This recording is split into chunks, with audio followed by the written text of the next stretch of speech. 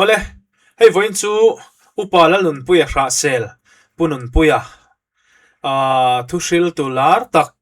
thusil tular takani satli alawa athu soite po kan ngai thla thina nga anung thei em em a tin chu mai ni lawa hla engemaw zat a phua i a phua la engemaw zat adonga a phua ta chuanin a hla phua te hi anung thei em em hloma ti chuanin voinia po hian hei praise on lamatanga kan hriat Maria Lalmuanpuii Maria i Mamawhtu ṭawngṭai na ti hi kan ngai thla ho kan en ho le don ne eng poni se kan play nga lang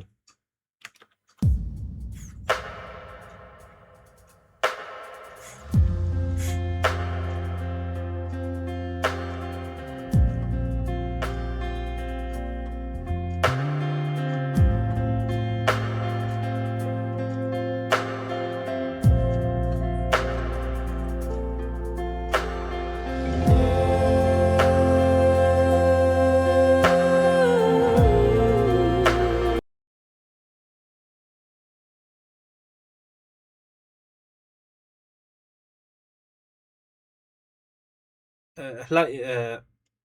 light lúc tục ang kha ni download ti chiang sa tin puya po Mamawhtu ṭawngṭai na ti ani a chuwang chuan ngai thla kan om don in ka hria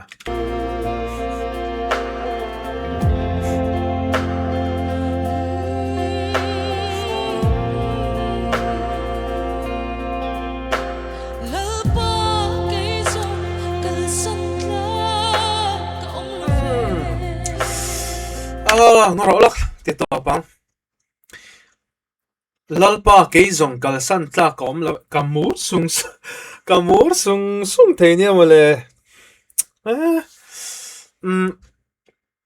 lalpa ke zong kal san tla kom lo vetia a opek kal san tla a thu ne na in me turu zia kha kal san tlak ani lo zia kha a in hriat mel ngoi kha thuron lamdan tang khan mo kalamur sung thei play non le lo kan khalai ha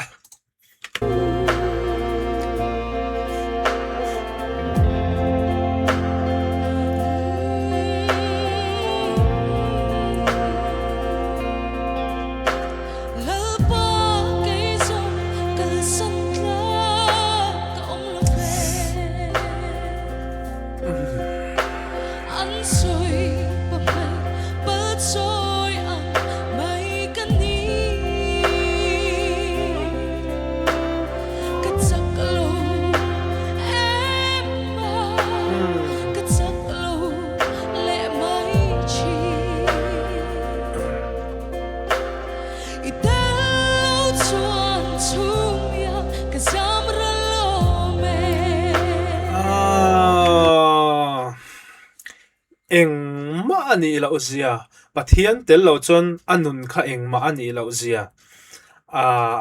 aronin phor engma ama kha lalpai tel lo chon engma kani lo kal san tlak om lo ve kat mi chak lo kani avan ro pui em tro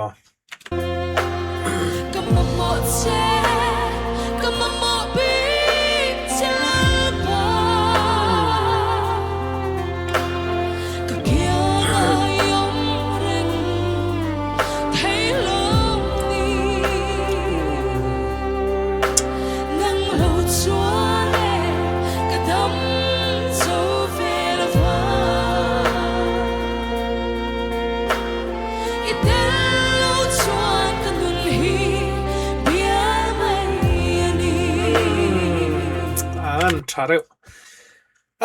thu khamo ka soi thiam lo ke ma hi hei drums kha in lo ngai thlanga hei aron kal ridup dup ta ni reverb na deuh khan aron kal ta hei miron a hla thu zong zong nen ke ma hi mo miron deng dot ang hian om a hla thu hi amak lo tuk enge achak kati mai miron deng dot ang hian ka feel an jo ka thin lung hei keima hian mo aro pui lu tuk nakina thunon bi kha kan soyang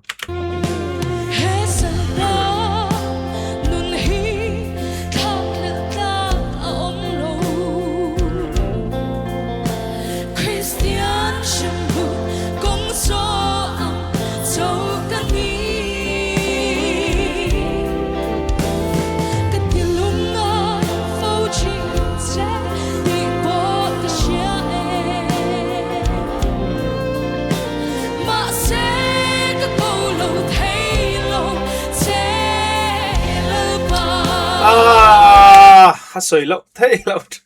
a he la hi anon ti chu atir khan ka ngai thla zuai ani ma se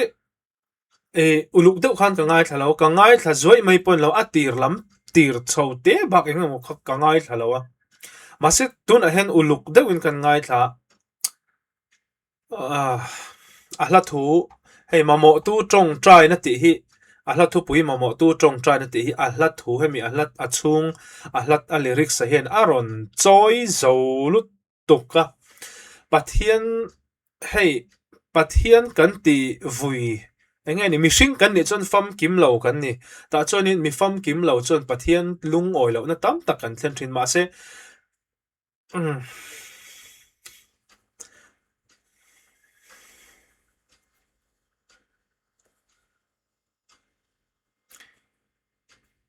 pathian hi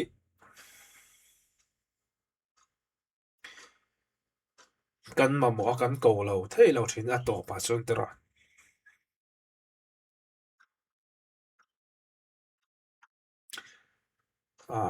play le photang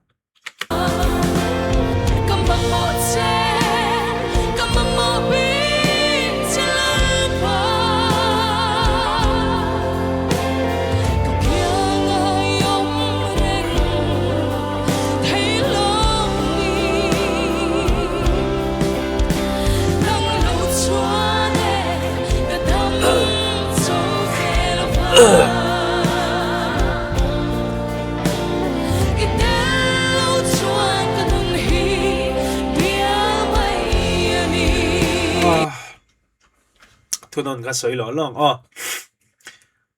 thuna hian keima punun pui hian keima ti hla keima hla tur aron phu ani mai hian ka hria chan chu pathian hi mo kan mamo lutuk ni pathian tel lo hen ma kan ni lo chu wang chan pathian kan mamo zia ka mamo bik chalal pa han ti te kha pathian tel lo ma kan ni lo zia a chiang ngoi ni te ro